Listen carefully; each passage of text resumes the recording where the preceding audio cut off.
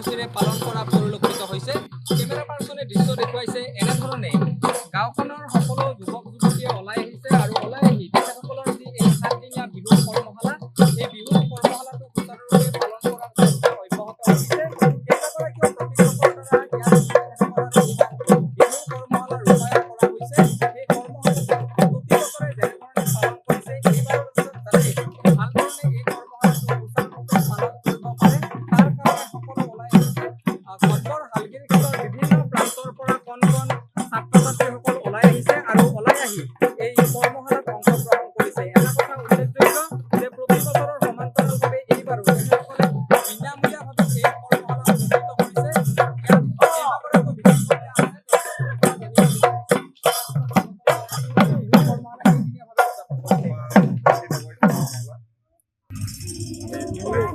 বছৰ ধৰেই পালি আছো এইবাৰ বছৰো আমি হেৰি কৰিছোঁ 7 দিনীয়া কৰি পালা সিদ্ধান্ত লৈছোঁ। আমি ল'ৰা ছোৱালীৰ অংশগ্ৰহণ কেনেকুৱা? অংশগ্ৰহণটো বহুতে হয়, আমাৰ 100-150 এনেকুৱা হৈ যায় আমাৰ ল'ৰা ছোৱালী। আপোনাৰ ওচৰলৈ কি ক'ব? বিহুৰ আগমুহূৰ্তত এনেধৰণৰ কৰ্মশালা আয়োজন কৰিছে, কেনেধৰণে উৎসাহ উদ্দীপনা যোগাইছে? প্ৰথমতে আপুনি অসমবাসীৰ আগতে হ'লেও ৰঙালী বিহুৰ শুভেচ্ছা জ্ঞাপন কৰিছোঁ। আমি ঘটবৰ হালগিৰিঘাট আঞ্চলিক ৰঙালী বিহু সন্মিলনে প্ৰতি বছৰৰ দৰে এইবাৰো সম্পূৰ্ণ বিনামূলীয়াকৈ 7 দিনীয়া বিহু কৰ্মশালাৰ আমি আয়োজন কৰিছোঁ। আমাৰ এই বিহু কৰ্মশালাটো আয়োজন কৰাৰ উদ্দেশ্য এটাই, যাতে এইখিনি আমাৰ স্থানীয় নৱপ্ৰজন্ম আছে তেওঁলোকে বিহু সম্পৰ্কে সম্পূৰ্ণ জ্ঞান লাভ কৰে। বিহু আমাৰ জাতীয় উৎসৱ, আমাৰ বাপতি সাহোন অসমীয়া ৰঙালী বিহু, গতিকে বিহু সম্পৰ্কে তেওঁলোকে সম্পূৰ্ণ জ্ঞান লাভ কৰে। তেওঁলোকে আমাৰ বিহুটো আগুৱাই লৈ যাব লাগিব। সেইকাৰণে আমি বিহু কৰ্মশালাটো প্ৰধান উদ্দেশ্য এইটোৱে, আৰু আমি আশা ৰাখিছোঁ আমি যিখিনি মানে উদ্দেশ্য লৈ বিহু কৰ্মশালা আয়োজন কৰিছোঁ আমি এইখিনি সফল হ'ম বুলি আশা ৰাখিছোঁ। ইতিমধ্যে আমি বহুকেইজন প্ৰশিক্ষক আনিছোঁ, প্ৰশিক্ষকে আমাৰ বিহু শিক্ষাই আছে।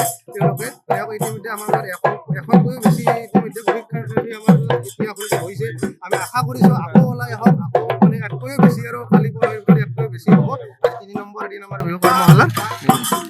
কেমেৰা পাৰ্চনে দৃশ্য দেখুৱাইছে এনেধৰণে তেখেতসকলে প্ৰতিদিনৰ সমান্তৰালভাৱে আজিও আবেলি 3:30 বজাৰ পৰা এনেধৰণে যি বিহু কৰ্মশালা অনুষ্ঠিত কৰা পৰিলক্ষিত হৈছে। কেইবাগৰাকীও প্ৰশিক্ষক আছে, এগৰাকী প্ৰশিক্ষক লগ পাইছোঁ, তেখেতৰ পৰা জানিব বিচাৰিছোঁ দাদা কি ক'ব?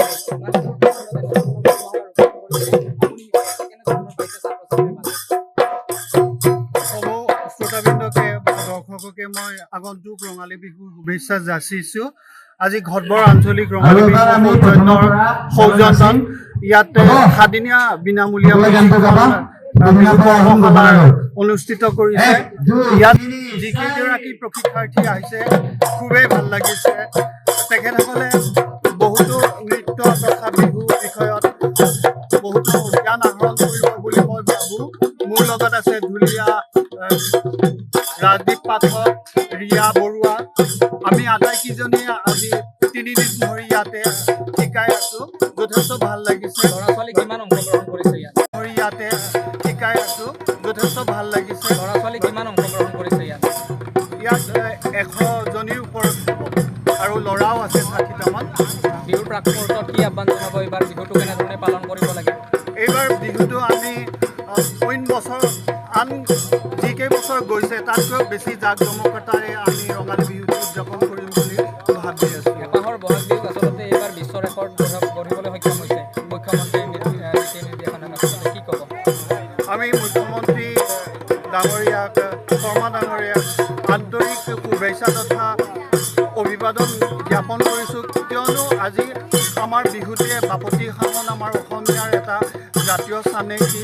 আজি বিশ্ব দৰবাৰত আমাৰ বিহুটো ইমান ধুনীয়াকৈ সুকলমে প্ৰতিষ্ঠা কৰিছে, তাৰ বাবে আমি গোটেই অসমবাসী ৰাইজে তেওঁৰ ওচৰত নতশিৰ হৈছোঁ। আগন্তুক দিনতো তেখেতে ইয়াতকৈ বেছি ভাল কাম কৰিব বুলি ভাবোঁ।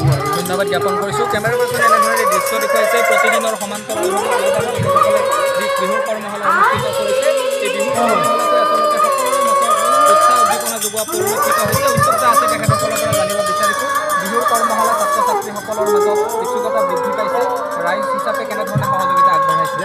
ৰাইজ হিচাপে যথেষ্ট সহায় কৰিছোঁ। আমি এই আমাৰ উঠি অহা দেখা চাম নাচনীসকল যেতিয়া ইয়াত আহিছে আমাৰ খুবেই ভাল লাগিছে। তেওঁলোকক আমি ভৱিষ্যতে যাতে ভাল নাচনী হয় যে এইখন মঞ্চৰ পৰা যাতে ভৱিষ্যতে অসমৰ বিভিন্ন ঠাইত ভাল নাচ বিহু নাচ প্ৰদৰ্শন কৰি আমাৰ গাঁৱলৈ বা আমাৰ অঞ্চললৈ সুনাম কঢ়িয়াই আনে। সেই উদ্দেশ্যে আমি এই কৰ্মশালা অনুষ্ঠিত কৰিছোঁ। আমি কেইবাবছৰ ধৰি এনেকুৱা বিনামূলীয়া কৰ্মশালা অনুষ্ঠিত কৰিছোঁ। এইবেলিও আমি এই কৰ্মশালাৰ আয়োজন কৰিছোঁ আৰু উপস্থিতি আমি যথেষ্ট পাইছোঁ। সেইকাৰণে আমাৰ খুব ভালেই লাগিছে। কি ক'ব এই বিহুৰ কৰ্মশালাটোৰ জৰিয়তে কেনেধৰণে ল'ৰা ছোৱালীসকল আৰু আগুৱাই যাব? গাঁৱত এই কৰ্মশালাৰ দ্বাৰাই ল'ৰা ছোৱালীৰ লগতে মাতৃসকলে বেছি উৎসাহিত হৈছে। তেওঁলোকৰ মানে আজি বহু বছৰ ধৰি এই নাচনীৰ লগতে মাসকলো আহি এই বিহু কৰ্মশালাত যোগদান কৰিছে। ধাৰাবাহিকভাৱে প্ৰতি বছৰে আমাৰ এই কৰ্মশালাটো বিনামূলীয়াকৈ চলি আছে। এইবাৰো 7 দিনীয়াকৈ যোৱা 23 তাৰিখে আৰম্ভ হৈছে, দেওবাৰে 7 দিন চলিব। গতিকে এই কৰ্মশালাৰ দ্বাৰা আমাৰ নাচনীসকলে উপকৃত হ'ব। আৰু এটা কথা ক'ব লাগিব, আজিৰ পৰা বহু বছৰ আগতেই আমি নাচনী পাবলৈ বৰ মানে টান হৈছিলে। এটা নাচনী বিচাৰিলে আমি পোৱা নাছিলোঁ। কিন্তু আজি যদি আপুনি এটা বিহু দল বিচাৰে, নাচনীৰ অভাৱ নাই। কিন্তু আজি বহু বছৰ আগতে আমাৰ জানে আপোনালোকে আমাৰ গাঁৱত বিহু দুটা দল আছিলে আমাৰ বিহু।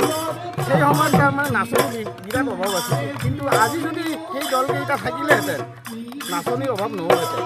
গতিকে এই কৰ্মশালাৰ দ্বাৰা নাচনীসকলৰ লগতে পৰিয়ালবৰ্গও উপকৃত হ'ব। আৰু এটা সময়ত মই বিশ্বাস কৰোঁ, এটা সময়ত অসমৰ চুকে কোণে যাতে এই নাচনীবিলাকে প্ৰদৰ্শন কৰিব। হয়, এনেধৰণে আচলতে তেখেতসকলৰ যি 7 দিনীয়া বৰদিন কাৰ্যসূচীৰে এইবাৰ বিহুৰ কৰ্মশালা অনুষ্ঠিত কৰিছে। এই কৰ্মশালাত শতাধিক ল'ৰা ছোৱালীয়ে অংশগ্ৰহণ কৰিছে আৰু অংশগ্ৰহণ কৰি তেখেতসকলৰ যি পৰম্পৰা, সেই পৰম্পৰা অক্ষুণ্ণ ৰখা পৰিলক্ষিত হৈছে। প্ৰতি বছৰৰ সমান্তৰালভাৱে যাতে আগন্তুক সময়ছোৱাতো এই কৰ্মশালা তেখেতসকলৰ জাকত জিলিকা হয়, তাৰে আশা ৰাখি বজালিৰ পৰা মই Pranjal Das, BN News Plus। যিকোনো খবৰৰ বাবে যোগাযোগ কৰক 7099017330 লগতে 7099017110 নম্বৰত।